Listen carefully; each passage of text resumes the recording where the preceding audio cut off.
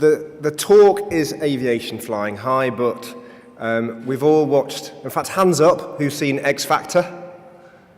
Come on. You don't look that intellectual a crowd, you should all have your hands up. X Factor, we all know the phrase, it's all about the journey, okay? And so I will talk about aviation, and that comes later on, but I think you should be more interested on why did you even consider doing aviation in the first place and what led you to do aviation. So it's going to be more about how we get there. Don't worry. I am going to talk to you about Regulation 261 of 2005, which I know that you really want to find about. But fundamentally, I think you'd be more interested in the questions as to how we got there. And in some way, that actually chimes in with what Claire said with regards to quality solicitors, and also chimes in with what Sue said about how law firms should be considering how to sort of move forward. This is the agenda. I don't know if any of you are aware, but a couple of years ago, something called LASPO came in. Hopefully this is not news to you now, but in April of 2013, LASPO came in, and so in 2012, Bott and Company, and chances are almost everyone else in this room, was sitting there thinking, what do we do? How does that work? Okay. We had to come up with a strategy, and in that strategy, you will see there, we decided that we wanted to become a B2C business, which means not business to business, business to consumer. We wanted to be self-sufficient. We naively, and didn't realise how hard a task this would be, we thought we'd actually be profitable. And we also thought we should come up with a non-LASPO niche, and the particular niche that we chose and alighted upon was aviation.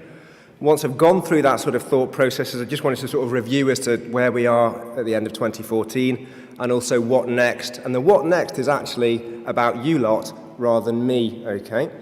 So, this was what our strategy was.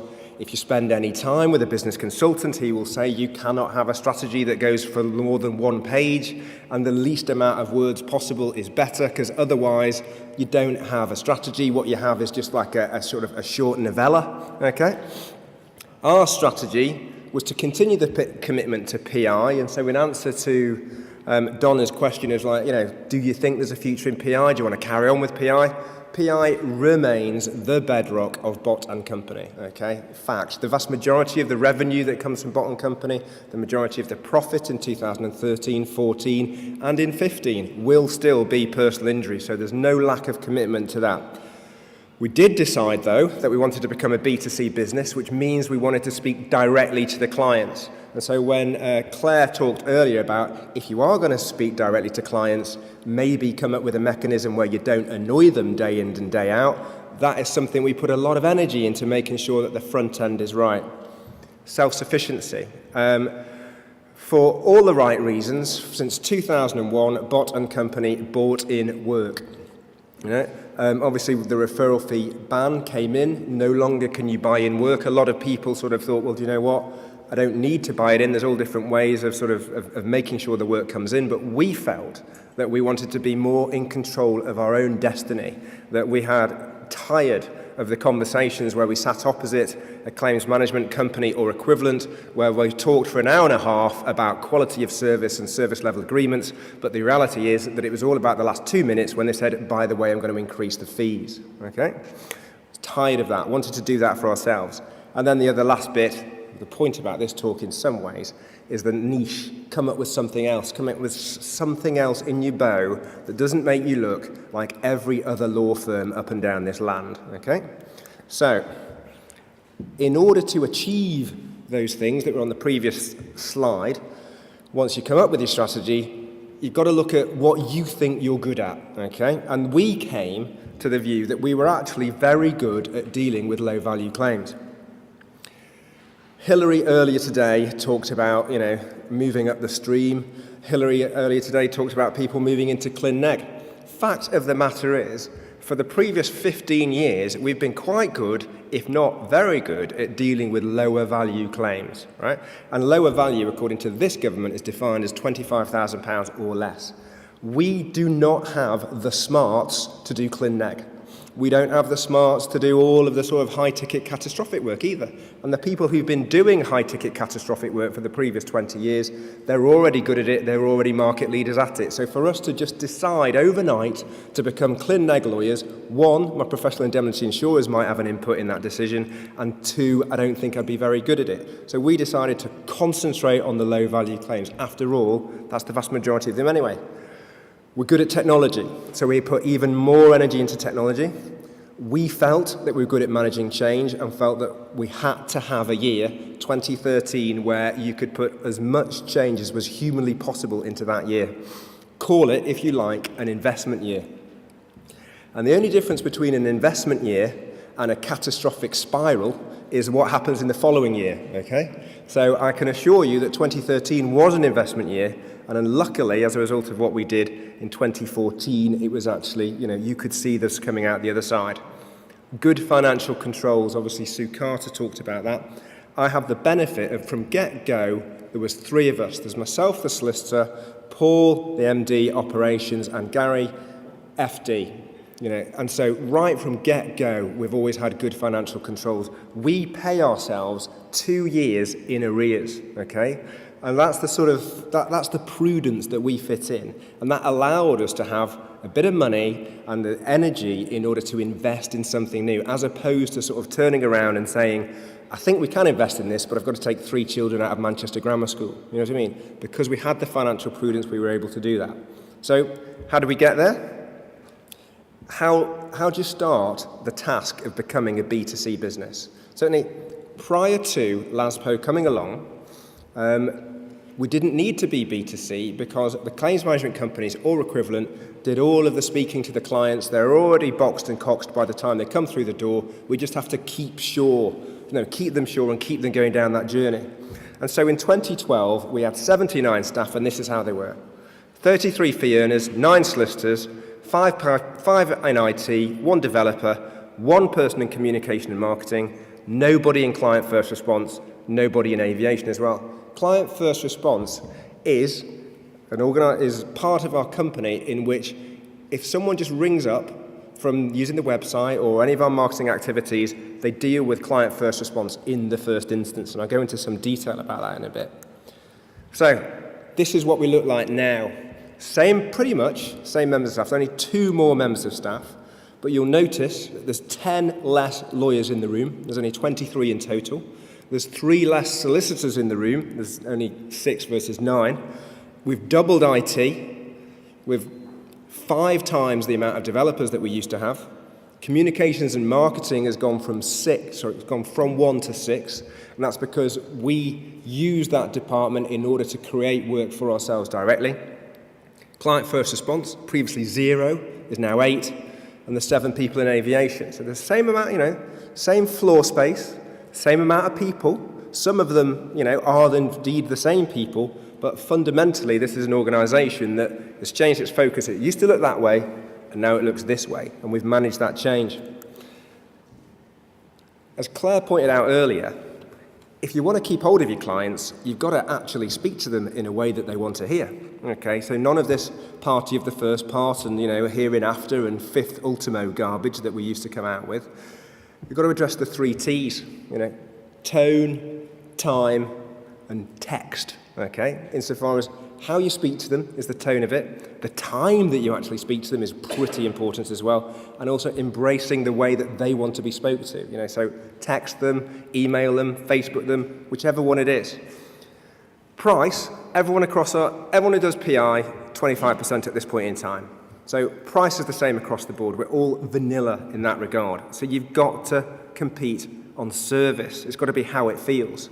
So with the client first response, we are open 90 hours a week, 9 o'clock every weekday, 6 p.m. at weekends, okay? So we can speak to our clients. We speak to their clients in a way that we want to. You will also see there's a lot of diversity in client first response. It turns out all of our clients aren't middle-class white people, okay? And so don't employ a load of middle-class white people. Employ the diversity that your clients have. Use the right language. Use a huge amount of IT. As a result of doing these things, there is something called FIFO. And if you go on Google, you'll see there's a star ranking against almost everything that you do. And that's because the world gives feedback to Google as to how you are, okay? And that is FIFO. And on a FIFO ranking, we are 97%. Look into other law firms and see where we rank, but I think you will find that we are pretty near the top, if not one of the top, okay? We decided to become self-sufficient. We served notice on all of our work providers, a bold step, you might say. And we also took stakes in 2 of our key providers in order to make sure that we monopolised all of their work and sat on the board of those organisations.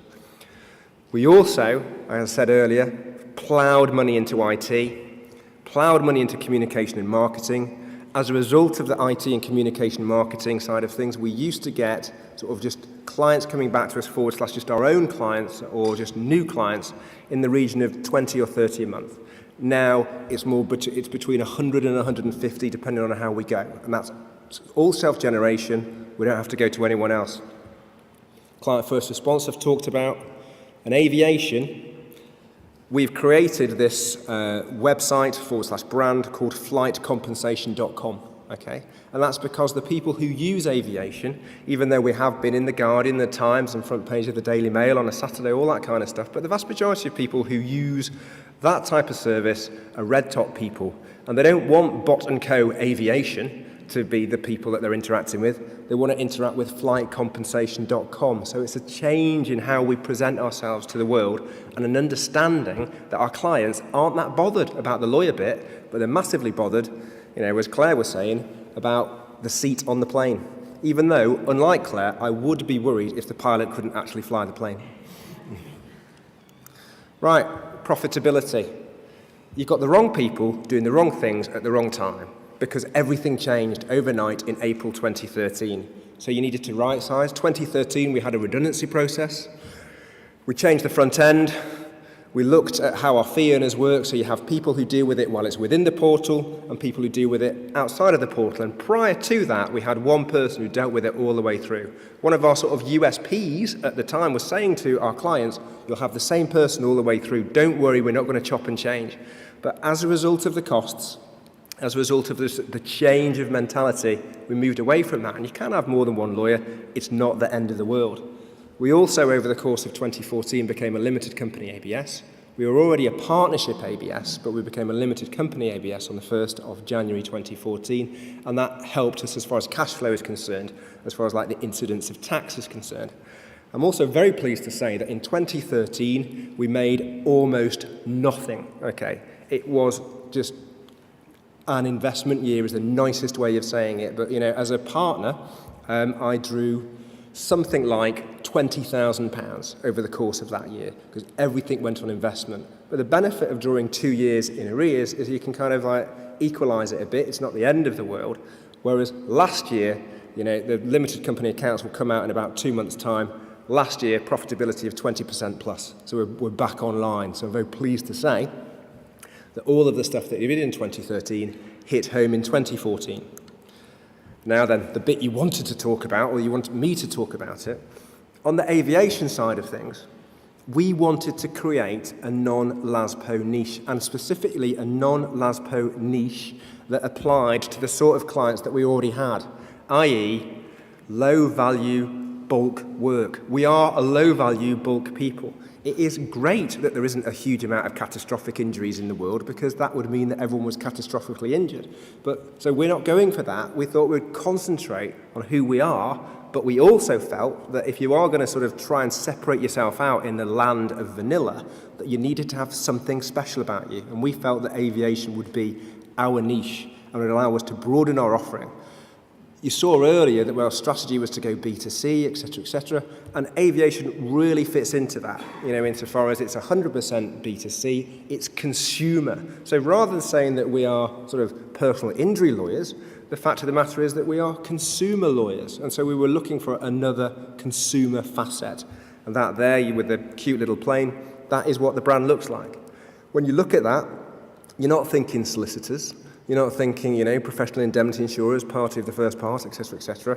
They're just thinking flight compensation. It says what it means. Bott and Company means nothing. Flight compensation is what it is. Okay. So, now for the law. Regulation 261 of 2005 says that you are entitled to statutory compensation if your flight is delayed or cancelled. Your plane has to arrive in excess of 3 hours late, and it applies to all flights leaving EU airports or all flights coming into EU airports with an EU carrier.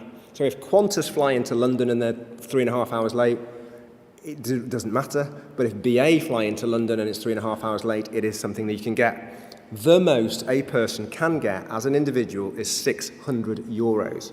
And that depends on the length of delay and also the length of the flight. But it starts at 250 and finishes at 600. So we are talking, when you move that into pounds, 400 odd pounds is the maximum a client can get. So you are heavily entrenched in small claims track work, okay? So if you were thinking, do you know what, aviation is the new whiplash, it isn't. Aviation is the new small claims track, very, very low grade work, okay? But for us, we found a way of making it work. The airlines have one defence, okay? Political instability, weather, security concerns, air traffic control, industrial action. They can't say, it's not my fault. They can't say, I had no control. If something goes wrong on a plane, even though they had absolutely no knowledge of it, and there's 220,000 different moving parts on a plane, doesn't matter, because it's strict liability. If you are late and you don't fall into one of these defences, you are entitled. And if you read the preamble to the regulations, it's about passenger rights. It's not about hurting airlines, it's about passenger rights and making sure that carriers look after us when we are delayed, okay? So then, you're thinking to yourself, well, it sounds quite easy that. There's only 4 defences. I must be on a surefire winner every time. The reason why I would query whether it's a surefire winner is the cost regime is small claims track. So if you don't issue, there is no cost. If you do issue, there's a small amount of cost. The investment in IT, I'll give you the actual number later on, but we're talking hundreds of thousands of pounds. The airlines have fought this at every judicial rung, okay? It's not like they just say, quite right, Mr. Bott, thank you for sending me a letter. Here's the £400 for Mrs. Smith. It just doesn't work like that. When we issue proceedings in the small claims track, we are against QCs, we're against West End lawyers, normally Clyde & Co or Bird & Bird, and the average defence is 20 pages long, okay? So it's the worst of all worlds. Highly technical, lowly rewarded work, okay? So, this is where the law is, and can I just gloat on this particular part of it, because Hazard versus Jet 2, we won, Bott and Company won this at the Court of Appeal, the other side appealed that, but the Supreme Court refused that appeal in October of last year. And Dawson, again, we won in the Court of Appeal. The Supreme Court refused it in October of last year. Hazard is exactly as I said a couple of slides ago. The other side said, well, we didn't know that particular part was going to go on that particular day. How can it be our fault? We've got no control. We said, it doesn't matter. It's really simple. If it's something going on the plane that isn't in the defences, you pay. The Court of Appeal agreed, the Supreme Court agreed, and that is, it actually follows a case called Valentin, which was at the CJEU about 3 years ago. Dawson versus Thompson is how far back can you go? The airlines argued tooth and nail that the Montreal Convention applied. Montreal Convention says 2 years limitation. Specifically in the preamble to the 261 regs, it says that local limitations apply. Dawson, the Supreme Court, agreed that 6 years was the limitation. And then in Allen versus Jet 2, when you think to yourself, well, we've won twice at the Supreme Court, what more do I need? Allen versus Jet 2, 4 airlines applied for the stays to stay because there's a case called Van der Lands that's been referred by the Dutch courts to the CJEU, and they wanted to wait until that one has been seen. Allen versus Jet 2, the judge said that, no, you can't have a stay, thank you very much. And our barrister said that it was an airline-driven merry-go-round that had no signs of stopping. And that is still true, to be perfectly honest. Some of the airlines are still taking the points a lot of the time. So even though the law is settled, in our view, it's a long way away from resolved. So the point that I'm making is, even though this has been low-value work, we have had to, over the course of the last 2.5 years, go to the Supreme Court twice and be prepared to go to the CJEU, which we thought they would do, actually, again over the last 2 years. In summary, we have spent in excess of £200,000 on IT. We've created our own data stream. Our data with regards to the weather in every airport in the EU is better than the government's. We update it once every 15 minutes so that when the airlines say, well, it was a bit rainy that day, that they can't prove it, but we can. Okay. £500,000 of investment have gone into this, and I do believe that it will be investment that eventually will pay. We had to go to the Court of Appeal, Supreme Court, and I think that over the course of the next 2 years, we will have to go to the CJEU. The bit in the slide that you're probably fixating on, £80 per case. That's the profit costs. That's not the profit, it's the profit costs, okay? So it's low value, highly technical work, but it works for us. And the other thing that works for us is the fact that we get, on this, at this point in time, in excess of 2,000 new clients per month. And those new clients drive us up Google, and those new clients also have other needs, okay? And so as a result of getting really good publicity with regards to aviation, as a result of getting so many other clients in aviation, clearly some of them need PI, need et cetera, it's about getting clients. We're moving into a land of big data, and the more you've got, the more it helps. So that's where we are. What happened in 2014? We're constantly changing our process. As I said, I'm pleased to say that after 2013, we are back in profit.